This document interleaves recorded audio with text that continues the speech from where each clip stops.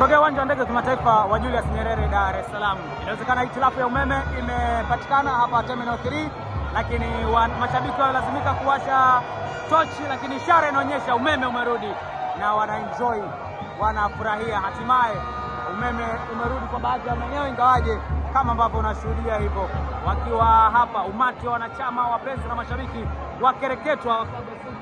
wakiwa wana enjoy na kujivunia uwepo wa timu yao katika hatua ya fainali ya kombe la shirikisho barani Afrika, kwa namna ambavyo wameingia mpambana misimu 6 mtawalia kutafuta hatua ya nusu fainali, lakini safari hii wamekwenda nusu fainali na wamevuka mpaka hatua ya fainali. Hapa wanaisubiri timu yao ikiwa imetoka kupata ushindi wa aggregate goli 1-0 katika uwanja kwa maana katika mechi 2 mfululizo, wakishinda uwanja wa New Amani Complex, wakitoka sare goli 1-0 pale katika uwanja wa Moses Mabhida nchini Afrika Kusini katika mji wa Durban.